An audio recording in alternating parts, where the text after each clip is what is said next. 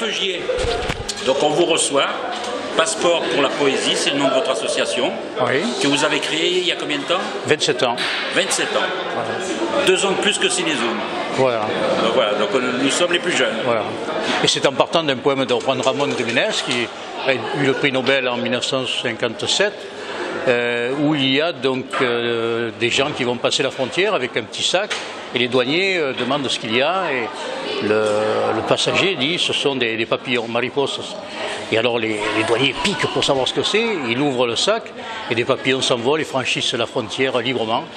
Donc voilà pourquoi le petit papillon avec le troubadour est aussi l'emblème de l'association. La poésie en liberté, une poésie vivante. Alors je suppose que vous étiez un passionné de poésie pour avoir créé cette association. Oui, oui, grâce au professeur Duchesne, décédé aujourd'hui, qui a été membre de l'Académie de Marseille, et qui, au lycée Thiers, m'a donné le goût de la poésie en me faisant connaître les grands poètes. Voilà. Et puis dès qu'on est amoureux, on commence à écrire des vers, et depuis, je continue. Quels sont vos poètes favoris? Verlaine, le plus grand poète à mon avis, le plus musical, parce que la poésie c'est aussi la musique. J'adore aussi Victor Hugo, d'ailleurs je vais présenter dans 15 jours le 28 au Tabou, le 28 mars, 13 textes de Victor Hugo, accompagné au piano par Robert Collado, qui est un musicien génial, qui garde l'inspiration que lui donnent les mots et la musique des vers, puisque Victor Hugo avait défendu qu'on mit de la musique sur ses vers, parce qu'il voulait qu'on garde la sienne. Donc ne pas le trahir, c'est retrouver l'atmosphère de ce qui est dit, parce que la musique extérieure va aussi avec l'intérieur du poème. En tout cas, on parle de vers, on peut parler de prose aussi en poésie. Dans Ciné-Comptoir aussi, on parle de vers, mais on reste sobre. Et on consomme la culture au maximum. Bien sûr, mais un vers, 2 vers, il n'y a pas de dégâts. Hein. Enivrez-vous de vin, de poésie ou d'autre chose, c'est Baudelaire. Donc voilà, Baudelaire que je présenterai au mois d'avril au METS, puisque au METS, pour la Société des poètes français dont je suis le délégué pour Marseille, je présente chaque fois un poète où on parle, il y a des regards croisés, c'est pas une conférence habituelle, il y a quelqu'un qui parle de la vie du poète, de son œuvre, de l'atmosphère de l'époque, des événements, et en même temps j'ai un groupe de diseurs qui s'appelle les diseurs de bonheur, qui interprètent les textes du poète, et en plus on a des poèmes de ce poète qui ont été mis en musique, donc j'ai choisi des poètes mis en musique comme évidemment Aragon, voilà. Alors on disait que la poésie était quelque chose qui se perdait peut-être un petit peu aujourd'hui. Est-ce que justement vous êtes quelqu'un qui avait un regard aussi sur tout ce qui est slam, tout ce qui est par rapport aux jeunes générations? Est-ce que ça fait partie de la poésie, ça?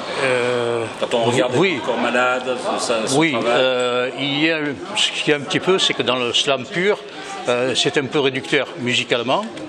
Par contre, dans les rencontres slam, où vont les jeunes plus facilement, et on y trouve de la poésie comme nous l'interprétons, nous aussi, justement. Voilà, ce qui est un peu surprenant. Les jeunes ne viendront pas dans une réunion de poésie, ils ont trop peur que ce soit pontifiant ou amorphe, etc. Et tout. Et justement, j'ai présenté pour le comité des Vieux Marseille le Printemps des Poètes à l'Alcazar le 4 mars. Où on a fait 1h30 de poésie, avec la poésie des poètes marseillais d'autrefois et des poètes vivants, et en montrant que la poésie n'était pas que dans les mots, mais aussi dans la musique, dans la danse, dans la peinture et tout. Nous avons eu dans le hall une exposition de dessins, de portraits de poètes de la chanson, Ferrat, Ferré, Brassens, Pierre Perret, Anne Sylvestre, aussi des poèmes calligraphiés avec d'illustrations. Et dans le spectacle, nous avons, enfin le spectacle, puisque c'était une conférence, mais qu'on a baptisé plutôt spectacle, parce que les gens se sont mis à applaudir après chaque intervention.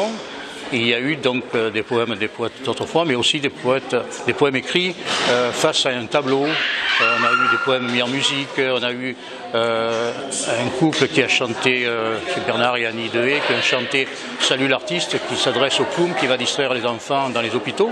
Et de l'hôpital, on est passé bien sûr à Rimbaud avec Voyelle, Rimbaud qui est mort à la Conception. De Voyelle, on est passé à mon ABC, mon poème phare. Et puis on a eu aussi la Commedia dell'arte avec Lucien Ferlita qui a chanté avec un masque, puisque c'est aussi la Commedia dell'arte mène au théâtre. Le théâtre aussi fait partie de la poésie. Je pense que la poésie peut s'exprimer à travers différents arts. C'est ce qui était le thème du Printemps des poètes cette année, et qui est exactement la correspondance de ce que nous prônons, de ce que nous essayons de diffuser, de montrer que la poésie n'est pas toujours triste, qu'elle est vivante quand on la joue, quand on la danse, quand on la chante, voilà, quand on la slame. Alors je suppose que vous êtes aussi poète, vous en avez écrit des poèmes. Oui, quand on aime, on ne compte pas, donc je ne sais pas combien, mais j'ai publié déjà plus d'une dizaine d'ouvrages de poésie.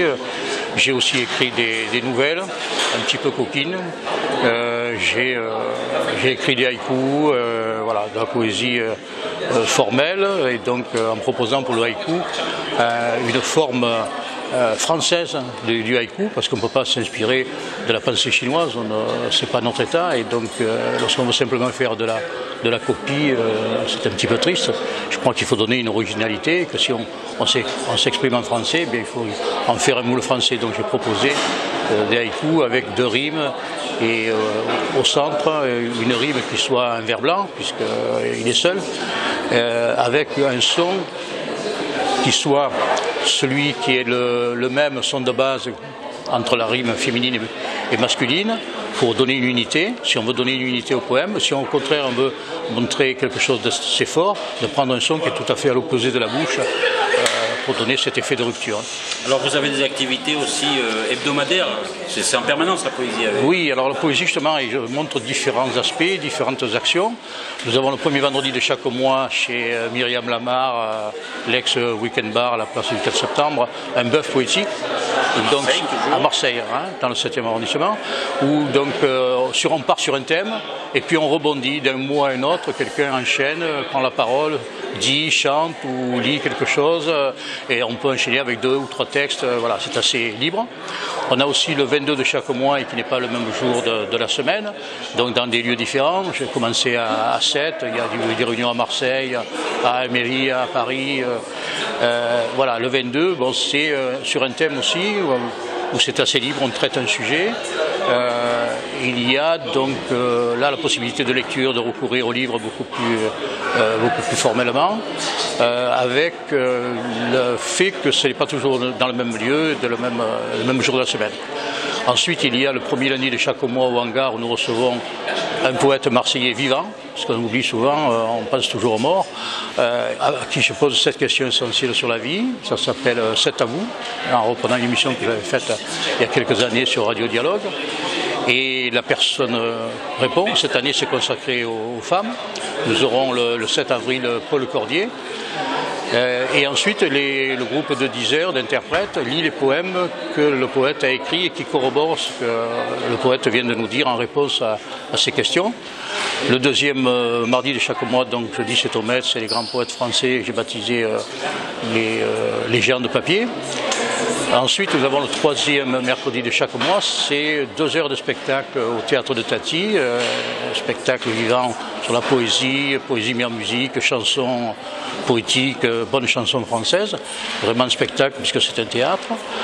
Il y a, ça s'appelle 13 en scène, il y a 13 personnes, 11 qui ont 3 minutes chacune, l'autre qui a 13 minutes, c'est la deuxième partie, et après un petit entracte, la tête d'affiche qui fait 13 chansons ou 13 poèmes mis en musique, etc. Plus un atelier de lecture et d'écriture poétique. On n'écrit pas n'importe comment et on n'exprime pas la poésie comme l'exprime un comédien qui est peut-être un peu figé dans ses attitudes et ses gestes qui sont prévus à l'avance, en étant prise avec le public, donc c'est un peu différent à chaque fois et on se met un petit peu en danger, mais c'est ce qui donne l'émotion du poète. Et puis j'ai proposé quelque chose de nouveau au Tabou, 45 rue Tellerie, le 4e vendredi de chaque mois, où j'interprète 13 poèmes, accompagnés au piano donc par Robert Collado. J'ai dit 13 poèmes de Verlaine au mois de janvier, 13 poèmes de Brassens au mois de février et 13 poèmes de Victor Hugo, ça sera pour ce mois-ci, le 28. Voilà. Oh là là, vous avez une activité chargée presque autant que Cinézoom. Oui. Vous c'est la poésie, nous c'est le cinéma, mais les deux Oui, peuvent on s'entend bien relier. par-dessus, on est passionné par ce qu'on fait. Est-ce que vous avez un site internet où on peut vous contacter?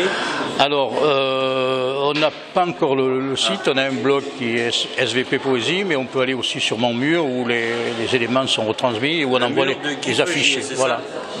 Sur Facebook. F-A-U-G-E. F-E-U, feu, le feu est dans mon feu. nom. Guy Feugier, F-E-U-G-I-E-R, et baptisé fils de Marseille et de la poésie, parce que ce sont mes deux, mon père et ma mère, si j'ose dire. D'accord. Alors pour terminer, est-ce que vous pourriez nous raconter un petit...